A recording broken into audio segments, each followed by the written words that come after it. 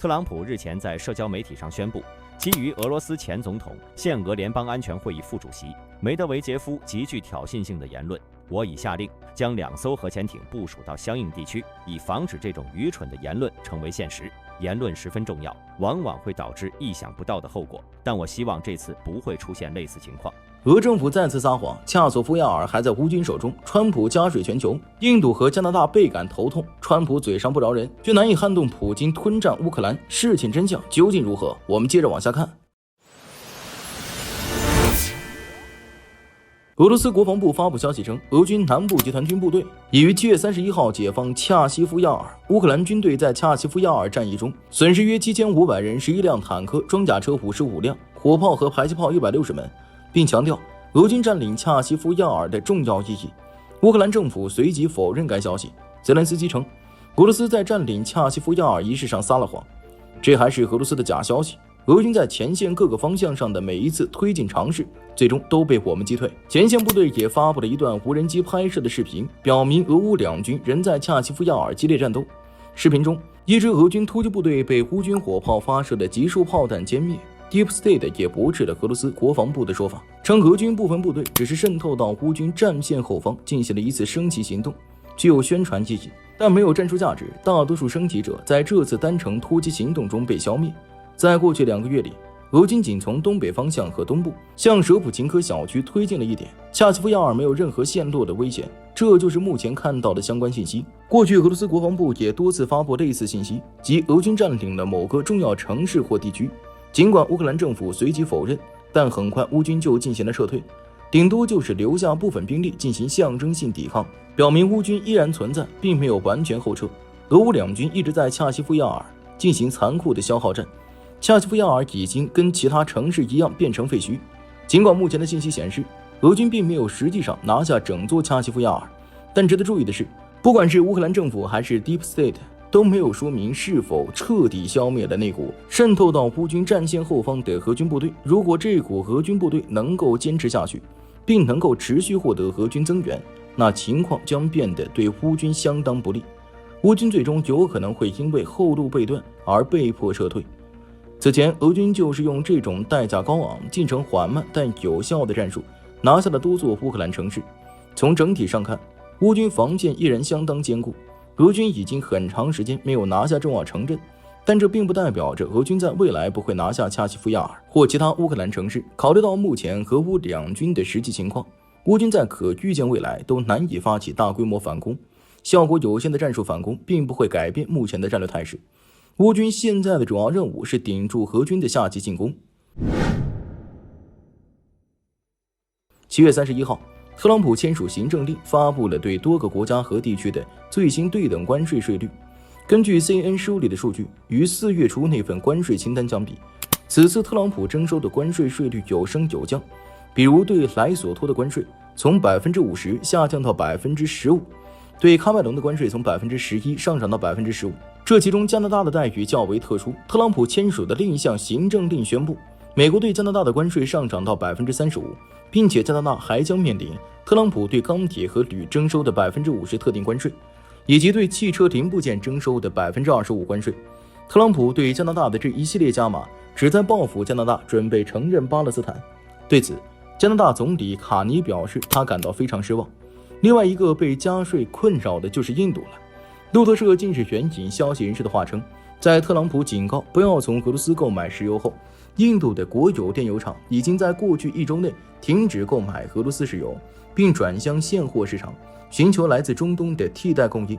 与此同时，有知情人士透露，莫迪政府已经要求多家国有能源企业准备一份报告，说明如果俄罗斯石油供应中断，可以从哪里获得替代供应，以及供应量是多少。莫迪政府的这项指示其实就相当于从印度彻底停止从俄罗斯进口石油做预案。印度国有炼油厂的高管指出，该厂已经基本完成了9月份俄罗斯乌拉尔石油的订购周期，而在等待政府的下一步指示前，他们不会再从俄罗斯购买更多石油。他坦言，他们正在尝试从中东和非洲采购更多石油，但此举必然会使成本增加，并降低企业的利润率。种种迹象表明，过去3年通过倒卖俄罗斯石油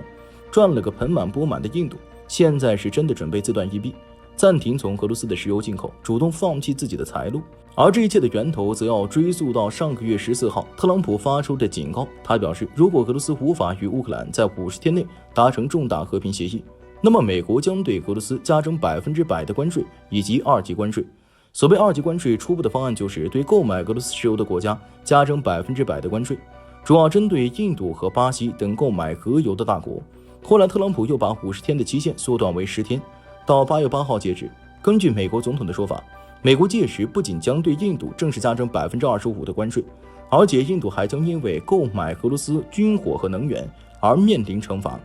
其实这一切都应该从8月1号就开始的，